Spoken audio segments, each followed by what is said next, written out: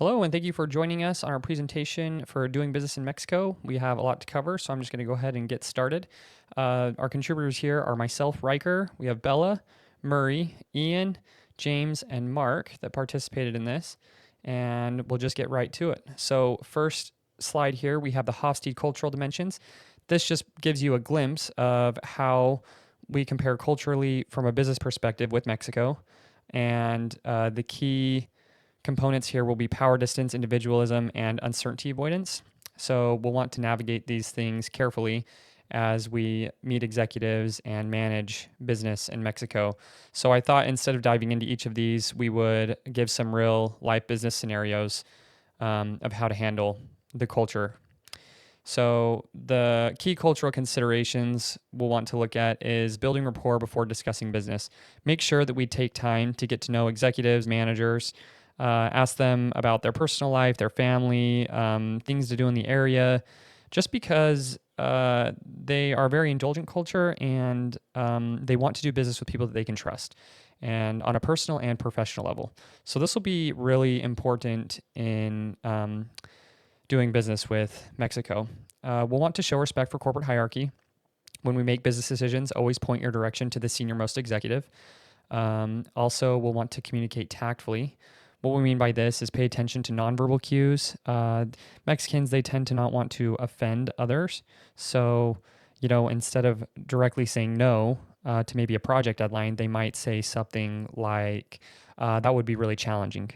And so they're saying this in a way as to not offend you. So we just need to pay attention to that. Also, we need to be flexible with time and lead collaboratively.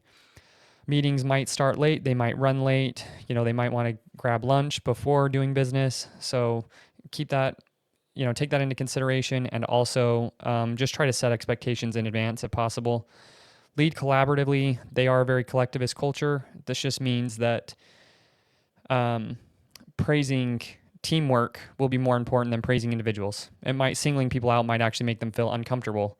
Family and relationships are really important. Accomplishing things as a team is really important. So understanding these key cultural considerations will be really important for negotiation tactics. So again, very family-oriented and group-oriented, and communication is indirect. We'll want to really take the time to get to know these people and build rapport. It will make negotiating much easier.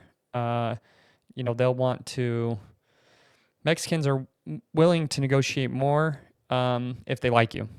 So building a really good relationship will be really important in having success in negotiating. Also, just be prepared for potential haggling. That is a common business practice in Mexico. So again, just set expectations in advance and be prepared for that. That being said, we'll go ahead and move on to the next slide, and Ian will be covering the type of government and political environment in Mexico. Thank you very much, Ella, for that wonderful presentation. I here want to support the economic activities as well as government policies in the city of Mexico. To understand that Mexico as a country has a political environment that shaped the leadership in ranking. To understand that it's operating federal presidential system of government.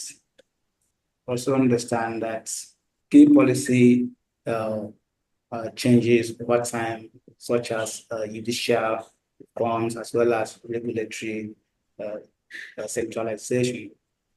This will create uncertainty around the rule of law within kind of contract enforcement that tighten the state's control of potential investments and restrictions.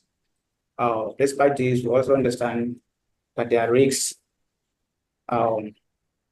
in Mexico's economic system, such as a strong business, trade, labor, and financial freedoms supported by USMCA integration. However, there are also weaknesses in property rights, judicial effectiveness, as well as corruption that raises it bars for foreign firms, entering into doing business in Mexico should conduct themselves through due diligence secure strong legal applications, as well as consider local partnerships to navigate the environment effectively.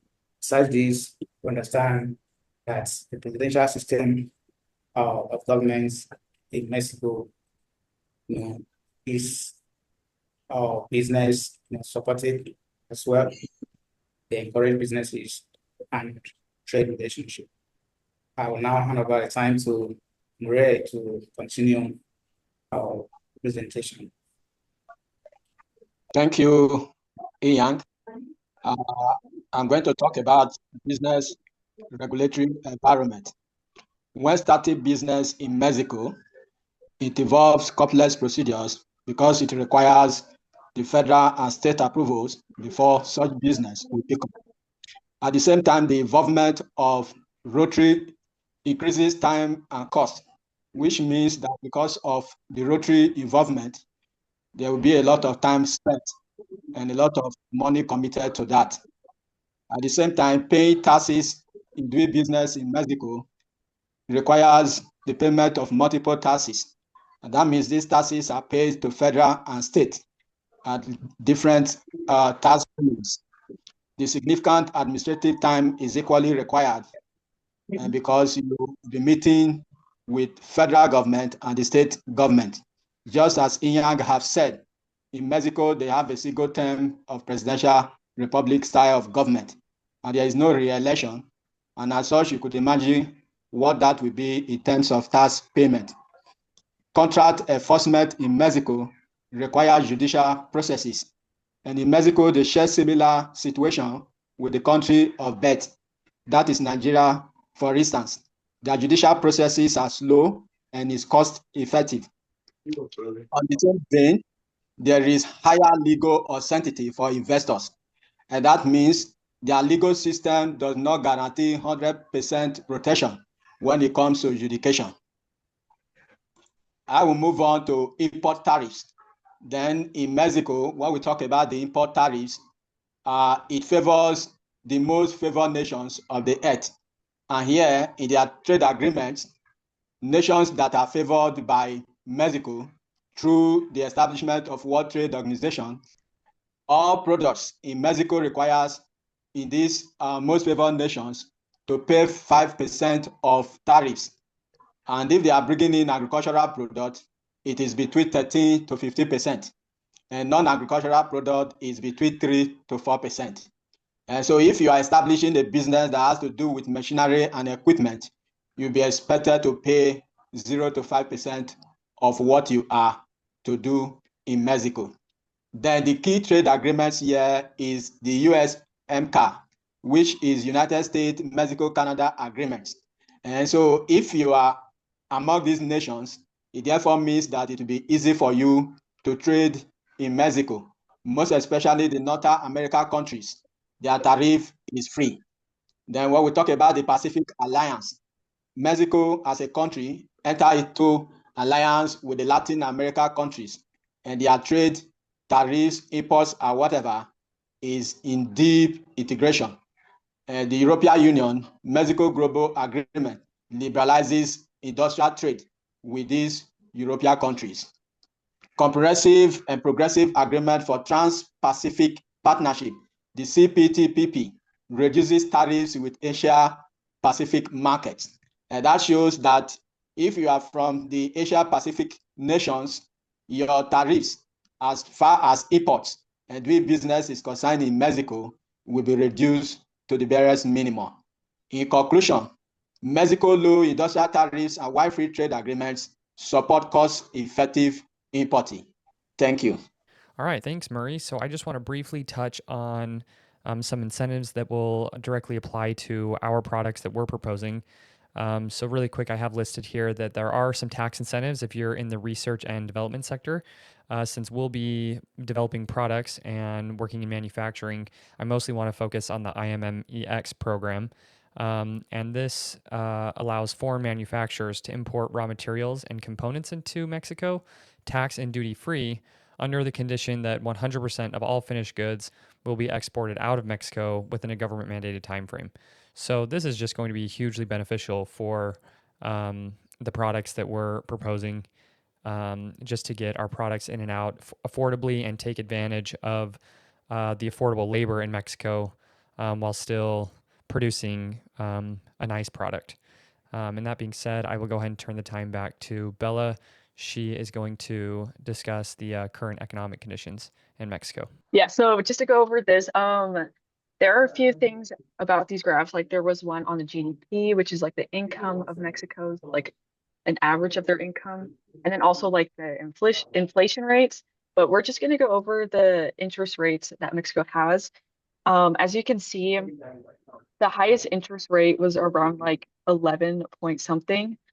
And this was like in the year of 2023. And this goes for like mortgage loans, like any kind of loan, like car loan. And normally, the higher the interest rate, the less likely that the Mexican consumers are going to actually get those loans. And they try to make it as low as they can so then the economy can grow. But this is what you're looking at for the interest rates in Mexico. But yeah, and then we're just going to turn our time to James to end our part. Yeah. My name is James Andy Kamara, and I will be presenting on Section 11 and Section 12 of our Project 1, focusing on Mexico. I'll first walk you through the currency trends over the past 5 years and then introduce 3 recommended product ideas that are suitable for the Mexican market. As shown in the graph, the value of the Mexican pesos against the US dollar has fluctuated from 19.5 pesos per dollar in 2020 to 17.3 in 2024. During 2020 to 2022, the pesos weakened due to the COVID-19 pandemic impact, low oil prices, high inflation, and lower economic growth.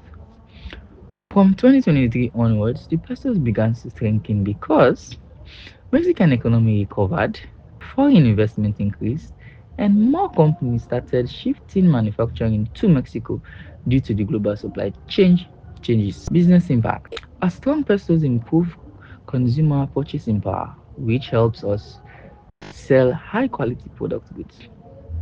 But rapid exchange inflation could affect import cost, so we could consider local assembly or negotiate contract in pesos to reduce risk. Now that we understand the currency stability, let's look how this supports our product ideas for entering the Mexican market.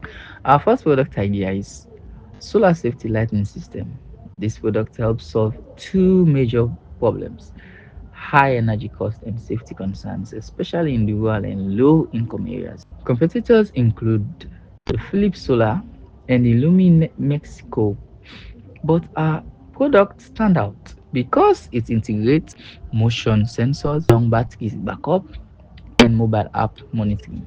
Mexican families highly value security and cost saving, so our marketing should focus on family protection and affordability. Product idea 2: healthy snacks packs. Mexico faces high rates of childhood obesity and diabetes.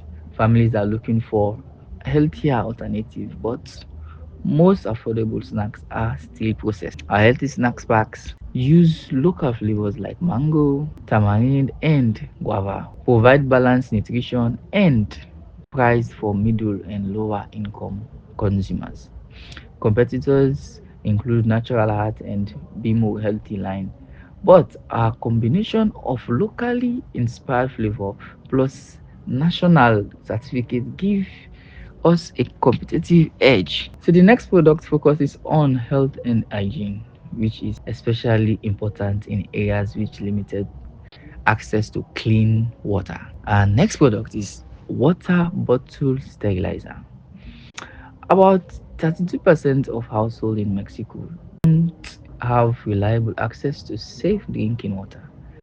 This creates demand for an affordable solution. Our UVC water bottle sterilizer works with the USB charging, sterilize in 45 seconds, and we plan to price it under $30. This is a this is a great fit for students, travelers, and urban families. Marketing will emphasize health protection and convenience, especially for children and elderly members. All three proposed products align with real consumer needs. One, the solar safety lightning solves energy plus security. A healthy snacks packs solves health plus diet. And water bottle sterilizer helps safety water supply. Our strategy should focus on affordability and local market preference and health and safety messaging to gain rapid adoption. Thank you for listening.